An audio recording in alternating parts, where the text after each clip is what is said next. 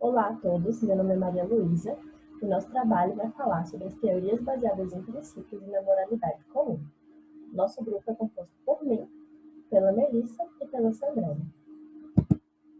Bom, as teorias baseadas em princípios e na moralidade comum vão encontrar sua fonte na moralidade comum ao mesmo tempo que usam os princípios como sua base estrutural. Fazendo aqui uma breve apresentação dessas teorias separadamente, a baseada em princípios tem ênfase nos princípios da obrigação, que se aproximam um pouco ao utilitarismo e ao kantismo, enquanto as teorias baseadas na moralidade comum extraem suas premissas básicas diretamente da moralidade partilhada pelos membros de uma sociedade. Ou seja, essas premissas vêm do senso comum não filosófico e também da tradição. Quando das teorias baseadas na moralidade comum, elas são pluralistas, ou seja, dois ou mais princípios não absolutos formam o nível geral dessa estrutura normativa, ao contrário do que ocorre no kantismo e no utilitarismo, que são teorias monistas. A importante função dos padrões da moralidade comum é proporcionar uma base para avaliação e para a crítica das ações nos países e comunidades cujos pontos de vista morais não reconhecem princípios básicos. E aí, nesses princípios básicos, a gente inclui os princípios bioéticos fundamentais. De forma diferente das estratégias utilitaristas e kantianas, as teorias da moralidade comum não têm um princípio fundamental para justificar as obrigações ou para decidir os conflitos. O julgamento, então, requer tanto a interpretação quanto a consideração e a ponderação das normas morais. Dentre as teorias baseadas em princípios, vamos falar sobre as teorias de Frankena e de Ross.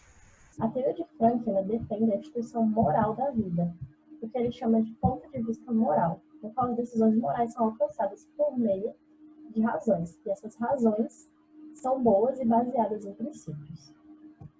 Para Frankena, o princípio da beneficência assemelha-se à exigência utilitarista, de que deve-se maximizar o bem sobre o mal. Enquanto o princípio da justiça, para ele, deve orientar nossa distribuição do bem e do mal, independentemente de julgamento sobre a maximização dos bons resultados.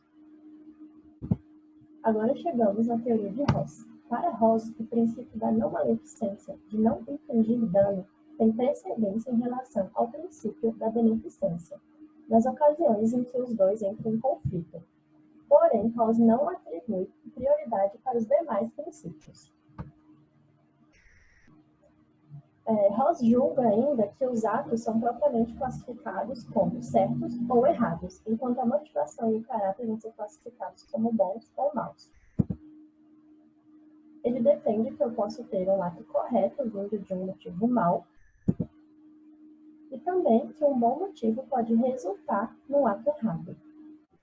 Ross defende também vários princípios morais básicos e irredutíveis que expressam obrigações. Por exemplo, se alguém faz uma promessa, isso cria uma obrigação de fidelidade. Se alguém cometeu um ato errado, isso cria uma obrigação de reparação daquele ato errado.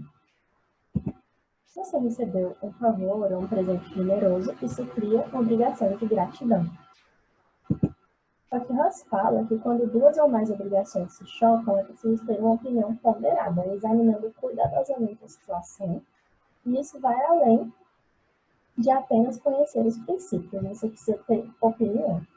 Bem, de acordo com a minha colega Maria Luísa, os princípios eles têm suas origens na moralidade comum, só que isso não vai significar que a forma final da qual eles vão se apresentar vai ser idêntica à forma como eles vão aparecer na moralidade comum. E para conferir uma forma e uma substância aos compromissos morais, é preciso proceder a um esclarecimento conceitual e também introduzir métodos para trazer coerência.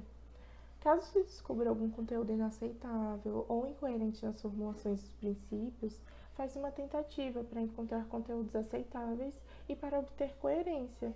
E esse é o trabalho na teoria ética, em que o objetivo vai ser estabelecer cada princípio de uma forma bem precisa, plausível, meticulosa e independente, sem pressupor que as maneiras familiares de se formular princípios são necessariamente as melhores ou as mais coerentes.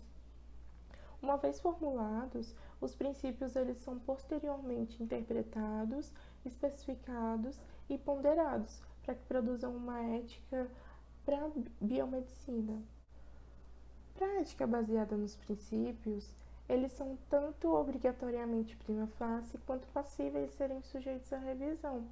E um princípio prima facie é uma diretriz normativa que estabelece as condições do caráter permissível, obrigatório, correto ou errado das ações que acontecem no escopo do princípio.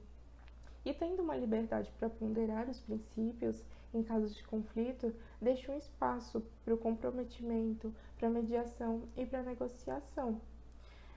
É sabido que algumas teorias reconhecem as regras, só que elas tratam as regras como algo empírico, algo sacrificável, que resumem uma experiência passada. Outras teorias têm princípios absolutos e outras ainda atribuem uma ordenação hierárquica às normas morais.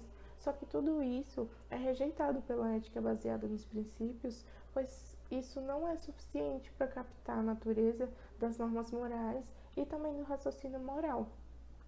Em caso de conflito, pode ser que não exista uma única ação correta, em razão que pode acontecer de ter uma, duas, três ou mais ações que vão entrar em conflito e que vão ter o mesmo peso nessas circunstâncias. E nesses casos, essa ética ela pode oferecer razões boas, porém não decisivas, para mais de uma ação. Quando a obrigação prima facie ela é excedida ou suplantada, ela não vai desaparecer simplesmente, ela vai deixar alguns traços morais que deverão se refletir nas atitudes e também nas ações dos agentes. Os próprios autores dessa corrente, eles dizem que uma desvantagem dessa concepção é que a flexibilidade e a diversidade nos julgamentos, eles vão ser inevitáveis. Entretanto, o julgamento, ele normalmente deve ser restringido pelas exigências da justificação moral, em que, em geral, envolve o recurso de princípios. Em um ataque ao principialismo, alguns autores, como Denner Clauser e Bernard Gert, acusam alguns defeitos na teoria baseada nos princípios. Por exemplo, que os princípios são um pouco mais do que nomes, catálogos ou tópicos para valores que merecem ser lembrados, deixando os princípios sem uma substância moral profunda ou sem a capacidade para orientar uma ação. E os autores replicam que os princípios eles sim ordenam, classificam e agrupam normas morais que precisam de conteúdo e de especificidades adicionais, até que eles sejam interpretados, analisados, especificados e vinculados a outras normas, eles não vão passar mesmo de um sistema de classificação. Outra crítica é que a análise dos princípios falha em proporcionar uma teoria de justificação unificada, ou até mesmo uma teoria geral que amarre os princípios como um corpo de diretrizes sistemático, coerente e abrangente, com a consequência de que as pretensas diretrizes de ação são construções sem uma ordenação sistemática. E os autores dessa corrente contrapõem falando que o objetivo não é procurar uma teoria ética geral, que eles também não afirmam que os princípios vão imitar, ou são análogos, ou substituem os princípios fundamentais das teorias clássicas. Eles expressam um ceticismo forçado sobre esse fundamentalismo e também dizem que duvidam que exista uma fundamentação unificada para a ética. Outra crítica é que os princípios prima facie com uma grande frequência estão em conflito e a concepção subjacente é muito indeterminada para oferecer um procedimento de decisão para esses conflitos sejam julgados. Os autores eles replicam falando que nenhum sistema de diretrizes pode antecipar todo o leque de conflitos existentes e o objetivo da ética baseada nos princípios sobre a discussão de dilemas é indicar circunstâncias nas quais os princípios vão conseguir nos impulsionar para direções diferentes. E no que diz respeito à especificação e julgamento dos princípios, quando você se depara com um caso concreto, como proceder de acordo com a teoria dos princípios e da moralidade comum? Bom, toma-se ali os 4 princípios como abstratos E, a partir daí, busca-se especificar esses princípios, né? Ou seja, acrescentar um conteúdo a eles, de acordo com um caso específico. E aí, na continuidade, identificar como, quando, onde que esses princípios eles devem ser aplicados num caso concreto de fato. Depois disso, aplica-se a ponderação de forma a analisar o peso mesmo que cada um desses princípios tem na situação específica estudada e, a partir disso, realizar um julgamento. Bom, para a correlação, a gente trouxe aqui os grupos sociais residentes em comunidades e periferias, né, porque são realmente muito impactadas de uma forma acentuada nessa pandemia, sobretudo aqui no nosso país, porque é um dos mais desiguais do mundo, né?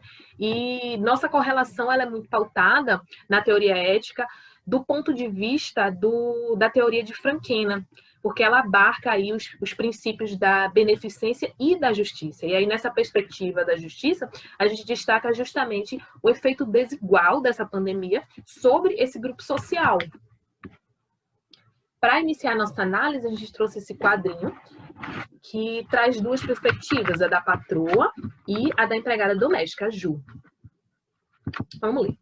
A Ju não tem família no Rio e preferiu fazer a quarentena comigo. Melhor aqui que na favela, né? Se a gente não respeita o confinamento, muitos largam o emprego para pegar o fundo emergencial e tomar cachaça na rua. E a Ju fala: como estão as coisas por aí, Dina? Dina responde: a Ju, péssimo, né? O Lino foi demitido, a grana ficou curta e a gente teve que se virar. E aí, pô, a gente acabou se expondo, né? E aquela coisa, casa pequena, um monte de gente. Nós não sentimos nada, mas minha sogra ficou mal, teve falta de ar. E aí foi o de sempre, não conseguimos hospital. Foi tudo muito rápido. E nem sabemos se foi Covid. A gente tem a arte, esse poder de inquietar e, de certa forma, também retratar a realidade. Realidade essa, bem expressa aqui no nosso país, visto que 13,6 milhões de pessoas residem em favelas, e dessas a gente destaca a população preta e parda, que é a esmagadora maioria desse número. E aí, essa questão, a gente trouxe, na verdade, esse grupo, porque essa população ela vem sendo muito afetada por alguns fatores específicos que a gente destacou agora, que são, principalmente, a dificuldade de isolamento, né? Como foi ali abordada e criticada no quadrinho, está muito associada à questão de moradias superlotadas e também ao fato de existir uma obrigação, uma necessidade de se expor maior, né, para manter a renda e a sobrevivência. Além disso, tem também a questão de um maior risco de morte em caso de infecção. Isso, além da questão da dificuldade do acesso ao serviço de saúde, tem também uma maior frequência nessa população de doenças pré-existentes, né, doenças que, de uma certa forma, cronificadas ou doenças que debilitam a saúde de uma forma geral. Aí pontuamos o saneamento, mais precisamente a falta do saneamento ambiental, né? E, por fim, também as consequências econômicas, porque foram muito, muito agravadas, né, nesse cenário de pandemia, relacionando também essas consequências a uma maior carga de trabalho doméstica, principalmente sobre mulheres pretas, sabendo-se que parte significativa dessas mulheres estão excluídas do mercado de trabalho e ainda mais do trabalho que poderia ser realizado de uma forma remota, em casa e remunerado, já que esses trabalhos eles são discutivelmente associados a profissões que exigem mais anos de estudo, né? O que, devido à desigualdade socio-racial do nosso país, privilegia pessoas brancas e de classes sociais e econômicas mais altas. E aí, para minimizar, principalmente a questão da desigualdade econômica na pandemia, foi lançado o auxílio emergencial, que, mesmo sendo instituído ali de uma forma tardia e com um valor mínimo, né, essa estratégia ela foi implantada com uma tentativa de minimizar mesmo essa desigualdade que já era existente e foi agravada nesse cenário. Então, já que muitas pessoas que entraram no grupo de vulnerabilidade por terem justamente perdido a sua fonte de renda, né, e em decorrência da situação sanitária atual, né. Aí essa estratégia, a gente destaca aí o princípio da justiça, visto que o auxílio ele foi, né, uma garantia por lei, mas ele foi garantido aos que se enquadravam em critérios pré-estabelecidos, tratando assim os diferentes de uma forma diferente, a fim de propiciar o que a gente chama de equidade, né? Aqui estão as nossas referências e muito obrigada a todos.